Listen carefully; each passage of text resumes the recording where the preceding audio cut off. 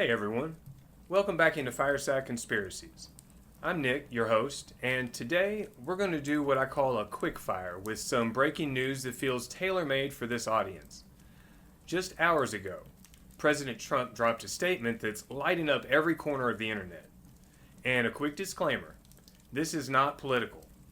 I feel like we are all usually subject to the uniparty, so you won't find me defending or praising anyone here.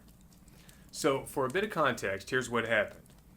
After former President Obama casually said on a podcast that aliens are real, then backtracked a bit, saying it was just a guess, President Trump fired back, accusing Obama of spilling classified information. But he didn't stop there. On Truth Social, Trump announced he's directing the Secretary of War, Pete Hegseth, and other agencies to start identifying and releasing government files related to alien and extraterrestrial life, unidentified aerial phenomena, UFOs, and anything else connected to these highly complex but extremely interesting and important matters. He even joked that by doing so, he might get Obama out of trouble. Now, let's be real. Strategically, this is classic Trump. Big, bold, and perfectly timed to grab headlines. But in our world of secret societies, hidden power, and things that go bump in the night, this feels like more than just a tweet. It's a moment that merits sitting by the fire and asking, why now? What's the play here? First, let's acknowledge the obvious. The UFO alien topic has been simmering for years. Whistleblowers like David Grush in 2023, congressional hearings, Pentagon videos of Tic Tac objects, and Navy pilots talking about things that defy physics. Public interest is sky high. Polls show a majority of Americans now believe the government knows way more than it's saying. So, Trump stepping in with tremendous interest in ordering a review, it sounds like smart politics.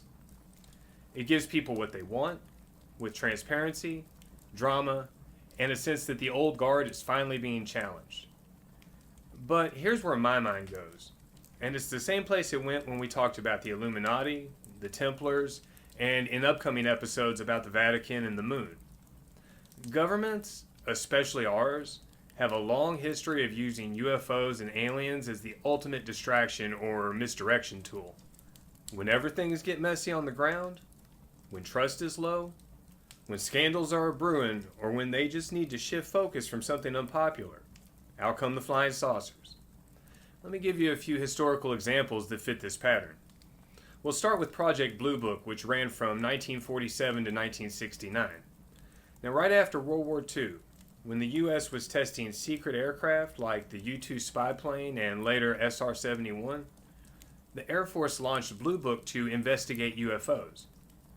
Most cases were explained as weather balloons, planes, or hoaxes, but the very existence of the program fed the myth. Skeptics argue it was the perfect cover. Let people chase aliens around while black projects flew overhead undetected. Then we go to Roswell in 1947, the original crashed saucer story. The military first said they recovered a flying disc, then backtracked to a weather balloon. Decades later, we find it may have been Project Mogul, a program of our own involving a high-altitude spy balloon listening for Soviet nukes. Sounds a little bit like the 2023 Chinese spy balloon incident that gripped the entire nation just as the government was falling under heavy public scrutiny.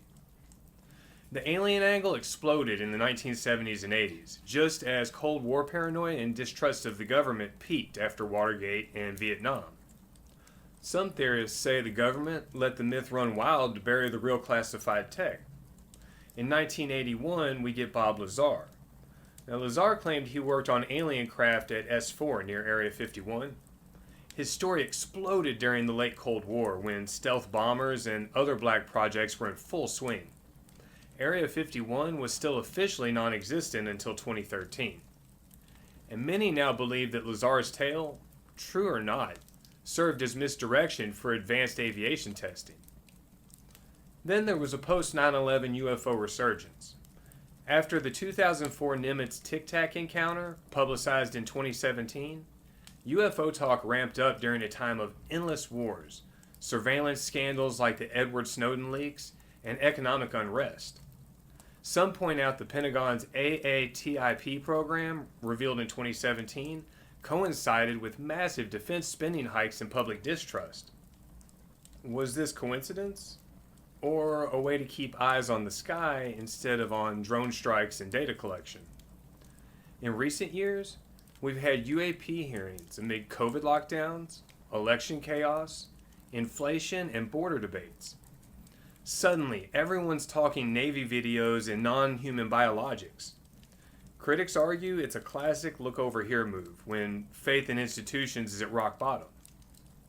So when the president says tremendous interest and orders a declassification review, is it genuine curiosity? A genuine push for transparency? Or is it just the latest chapter in a long playbook? Give the public a shiny, mysterious distraction when the real headlines are tough, especially with the massive Epstein debacle. I'm not saying this is all a psyop, and I'll go deeper into my thoughts on aliens in an upcoming episode. I'm just saying the pattern exists. Governments have used UFO and alien stories, whether planted, allowed to grow, or simply not debunked aggressively, to shift focus, test public reaction, or bury uncomfortable truths. And look, I get it. The universe is vast. Statistically, life out there is very probable. But when a president says, let's release the files right after his predecessor stirs the pot, it makes you wonder. Is this about revealing truth or controlling the narrative? What do you think? Is this the big disclosure moment we've been waiting for, or just another shiny object to keep us looking up while other things happen down here? I suppose time will tell, but I know for sure there is always an agenda. So remember, do your own research and never sell yourself short.